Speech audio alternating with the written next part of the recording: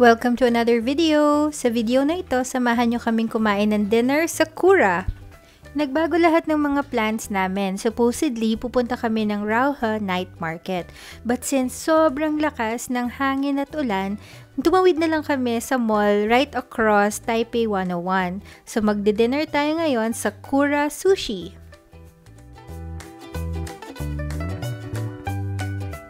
Pero before namin i-feature sa inyo ang Kura Sushi, commercial muna tayo dahil nakakita kami ng cat cafe right beside the restaurant.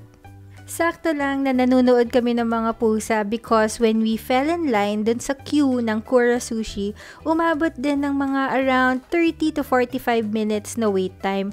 Ang tagal kasi sobrang daming kumakain dun, but okay lang kasi ito naman yung mga cute na pusang nakikita namin.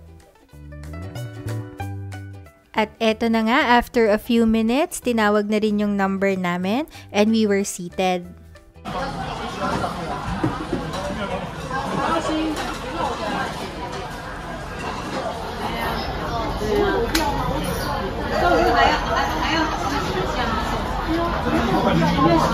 I have no idea what to do.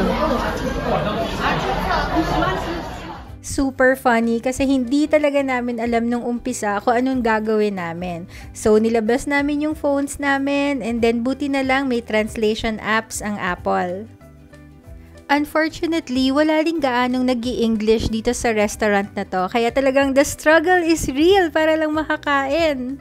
So, finally, we were able to figure out how to translate yung app nila to English and then naka-order na kami ng pagkain. And so, ang next struggle naman namin, sa sobrang daming mukhang masasarap na pagkain, hindi namin tuloy alam kung anong o-orderin namin first.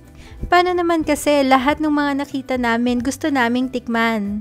Kaya sabi namin, keber sa budget, just go, add, kain tayo. Para doon sa mga naka-experience na kumain sa Kura Sushi, share nyo naman sa comment section kung ano yung experience nyo. Maraming salamat pala sa lahat ng mga nanonood ng videos dito sa Traveling Lola. If you like our video, please subscribe to our channel and pakishare na lang din sa mga friends ninyo. And finally, after all the struggles, it's time to eat! Ayan na, so sobrang gutom na talaga kami. Ready na tayong kumain. Pero teka, ano ba pang ginagawa ng kapatid ko? Tinatranslate pa niya yung nandun sa plato. Bahala ka ate, basta ako kakain na ako kung ano-ano pang ginagawa mo dyan. So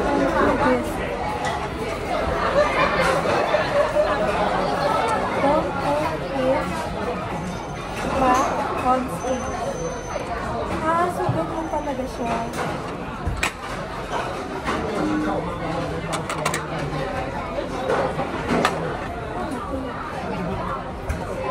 Please put chili into the slot after putting in the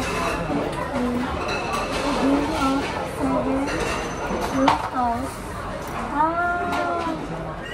Siguro yung mga ganyan. Kain ka na? One foot in the door is all it takes to tell Kura is a very unique restaurant. There's a prize machine that spits out toy if you order a lot of food. No host can take your name, no menus to fiddle while you decide what you want, but most importantly, sushi is circling around on a conveyor belt. You can pull the sushi off the belt, or if you don't see what you want, there's an electronic menu every seat with sushi, ramen, and even desserts that are sent right on your table with a click of a button. So once nakapag-order ka na dun sa app nila, makikita mo na darating dun sa conveyor belt yung in-order mo. So parang ito, yung nag-order kami ng ramen, dumating din siya. It's definitely a fun and exciting experience. Bago talaga sa panlasa namin ng Kura, sobrang sarap ng pagkain, tapos bago pa yung experience, talaga naman very memorable. Inabot din kami ng ilang oras eating dito sa Kura. Hindi na namin namalayan na 1 oras na pala na kumakain kami. Akala namin parang ilang minuto pa lang kasi sobrang nag-enjoy talaga kami kaka-order, kakakain kasi iba't ibang flavor, napaka-fresh ng mga sushi nila. So kung gusto nyo rin kumain ng fresh, tasty, and fun experience, pumunta rin kayo sa Kura. At eto pala yung napalanunan ng sister ko. Remember kapag naka, I think 5 or 7 plates ka na naipasok dun sa parang machine nila, it would have like a small game, tapos pwede kang manalo ng prize. And eto nga, nagkaroon siya ng prize ng sticker!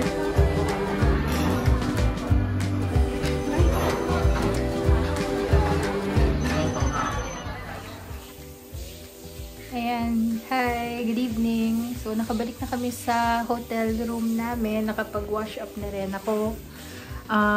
Sobrang pagod na. Sobrang napagod kami talaga. Plus, umuulan pa kasi, diba, nandito kami during Typhoon Hana. So, diba, sa Taiwan siya tumama. So, sakto talaga, nandito din kami while Typhoon Hana is here. So, malakas ang ulan. Ang balak namin was mag-Taipei 101 tsaka mag-Rauhe na night market. But, we ended up just staying sa Taipei 101. And then, nagpunta kami dun sa malls. Nakatabi niya. Matagal na namin gustong itry yung Japanese na conveyor belt sushi na super sikat sa Osaka, sa Japan, which is Kura. So, finally, na-try na namin dahil sobrang sarap talaga niya. Sobrang natuwa talaga kami na we decided to have dinner doon.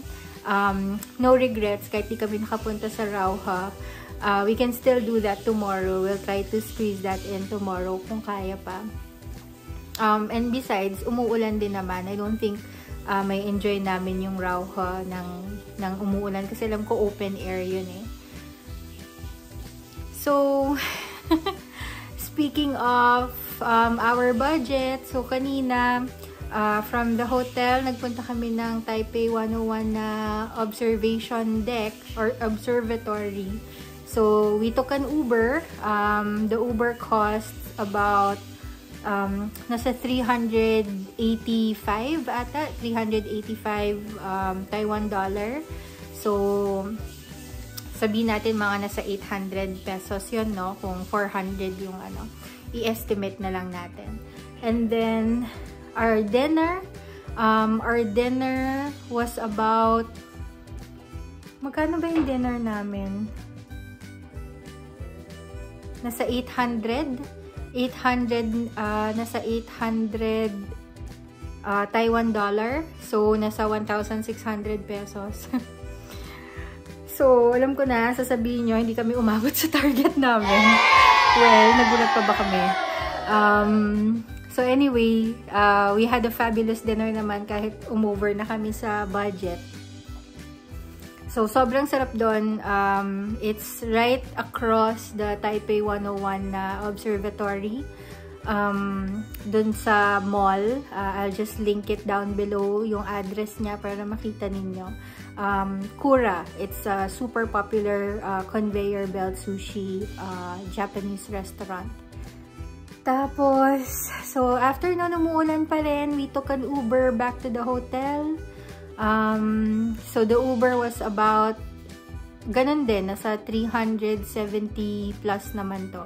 Hindi na ganun kataas yung surge eh. So nasa 370 plus, so sabihin na natin again, nasa around 800 pesos siya if we convert it.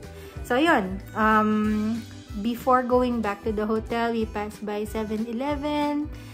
Bumili kami ng mga water. Although may water naman dito sa hotel, bumili pa rin kami ng water sa 7-Eleven. And bumili ako nung Yakult nila dito. So, mahilig kasi ako sa Yakult eh. So, eto siya. Ayan. Yan, yung yogurt drink na binili namin. Ayan. And then, bumili din kami nung cream puff. Very random. May dessert na kami dun kanina sa Kura. Pero, napanood kasi namin yung vlog ni Chef RV. Sabi niya masarap daw ang cream puff ng 7-Eleven. So, syempre, bumili kami. Since sinabi niya masarap, diba? So, titikman namin yan. So, dito na muna namin tatapusin ang aming vlog for today. Sobrang pagod na. Tomorrow, whole day ulit tayo na maglalakad dito sa Taiwan. So, we'll see you on our next video. Thank you. Bye-bye! Ayun, so, hindi pa pala tapos. Hindi ko nasabi kung magkano yung total bill namin sa 7-Eleven. So, the water and the Yakult and then the cream puff, our total bill was around 299 Hong Kong dollar. So, 300, so 600 pesos for the mga binili namin sa 7-Eleven. So, fail pa rin! So, fail pa rin. Day 1. Fail tayo sa budget natin. I don't know kung magkano yung total. Wag na natin di-total. Basta lumagpas tayo sa $100 na budget natin for today. Hopefully tomorrow, ma-meet natin yung budget natin. Ba-budget ulit tayo, $100.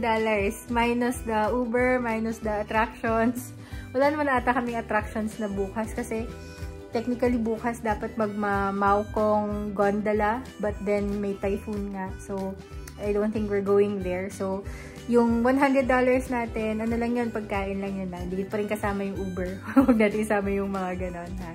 So, hopefully, we will be able to reach that $100 challenge namin. So, ito na talaga, final na. Thank you so much. Please subscribe to our channel para sa mga susunod pa naming mga videos. Maraming salamat. Bye-bye!